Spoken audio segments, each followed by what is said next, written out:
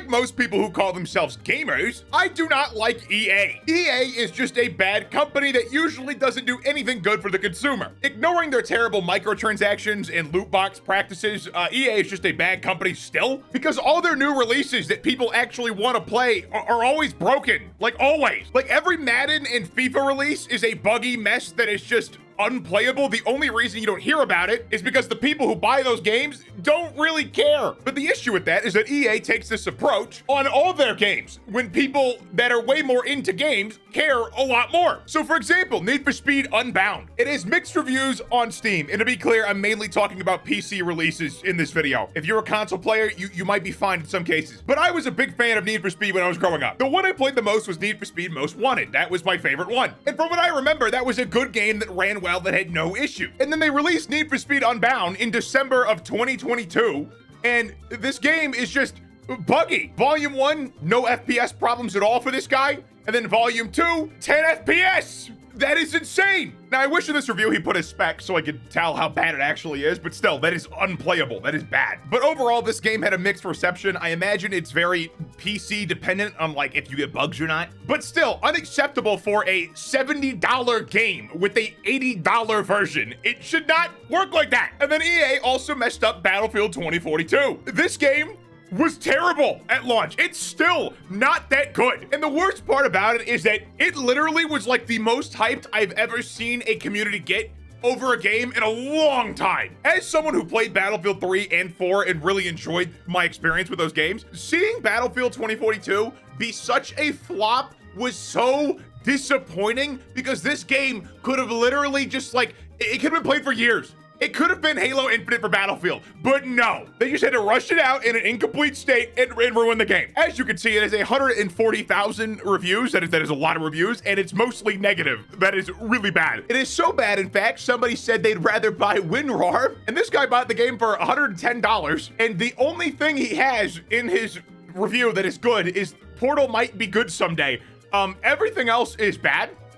It's a really long list. And not only did this game have like just terrible everything for Battlefield fans, it just didn't run well on a lot of systems. And it was also just a buggy mess. Like everything was breaking and not in a fun way. So this game was like a massive disappointment. And yeah, EA just, they ruined it. They ruined it. They ruined it like they ruined everything. And you also have Dart 5, which is actually not that bad. It's mixed. It's 60%, which is in my book not good. I probably wouldn't buy a game if it had 60%, unless I was really into the genre and I kind of knew what I was getting into. Like you make some Factorio building sim and it's like perfect for me, but it's 60% reviews because it runs terribly. I'll still buy it. Yeah, that's my kind of game. It's not glamorous. But the reviews on this are mostly people saying that 5's not worth it. It's too expensive, and 4 is just better. So just get 4, which is personal preference, but it's not so much a release problem. But the reason I'm even making this video and talking about EA's terrible track record is because they never learn. Star Wars Jedi Survivor on the PC has been terribly received, and for very good reason. It runs like shit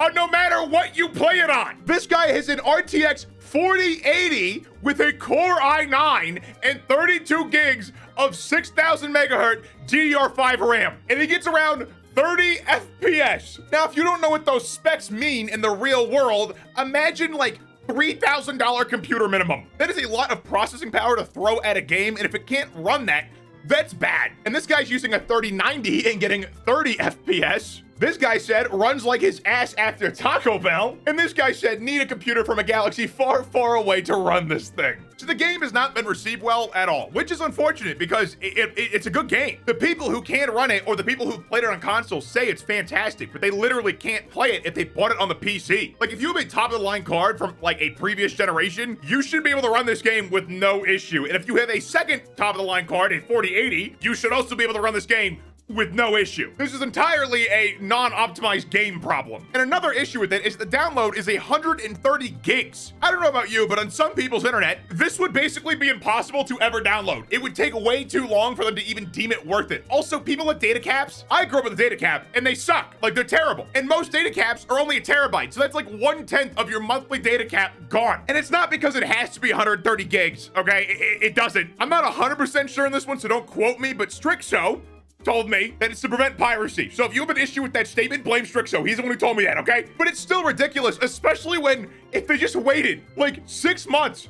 they wouldn't have these problems at all. And people would like maybe keep pre-ordering. I think people are finally done pre-ordering because they've been burned every single time for like the last 5 years. There hasn't been one good release. And I don't really think it's the devs' fault because they're not the ones pushing the games out early. I blame EA, the publisher, because ultimately EA decides when these games get pushed. So if they say it happens in 2 years, it happens in 2 years, regardless if the game is actually done, which is just not a good way to do things. But the reason I say that is because when they're given time to actually work on stuff, the games get massive updates and get a lot better. Like Battlefield 2042 launched in a terrible state, but it got better over time. It's not great, but it got better. And then one game that came out that no one liked at launch is Battlefront II. This game had a lot of issues from what I remember. It's kind of hard to tell if it had a lot of issues or not because I can't go back farther than 2020 for some reason on Steam, which doesn't make any sense to me because the game came out in 2017. So it's kind of hard to gauge. But according to this PC Gaming Wiki article, the game had a lot of loot box mechanics at launch, and I remember those. They were very controversial, and they had to scale them back a lot because it was going to take something like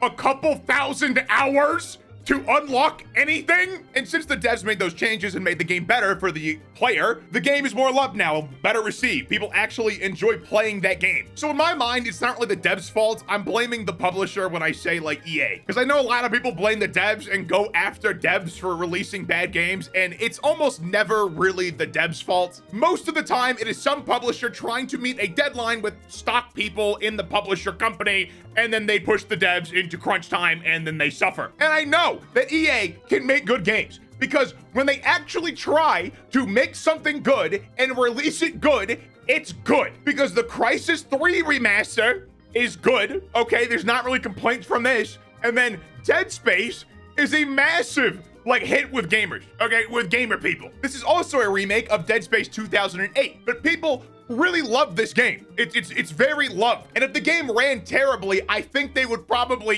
leave negative reviews because it's EA. It's really easy to do. But this is also a remaster. It's probably not as difficult. But at the same time, clearly, they can make sure stuff works when they feel like it. But I think EA's biggest crime is not releasing a Skate 4, okay? That is just rude. At this point, especially with how many of us want a Skate 4, come on. And then also, just completely getting rid of Titanfall, probably one of the best movement FPS shooters to ever be made. I don't know who's at fault for that one, if it's the guys over at Respawn or if it's EA. But either way, I want Titanfall 3. Give it to me. Start making it now. Who cares about Apex Legends? Give me Titanfall 3. But that's pretty much it. If you pre-ordered any EA game ever in the last 3 years, just stop doing it, please. I'm not only saying this for my sake, I'm saying it for yours. I stopped doing this 3 years ago because I realized that they're all dumpster fires. And if we just stop buying their games collectively, they'll have to make them good again. So I think it's a pretty good solution, honestly. I understand being hyped for a game and wanting to pre-order it, okay? I wish that was still a thing you could do and trust them to do properly, but you just can't. But what do you think about EA? Let me know in the comments down below. Like and subscribe if you're new, and click the end screen down, check out more of my content, and have a good one.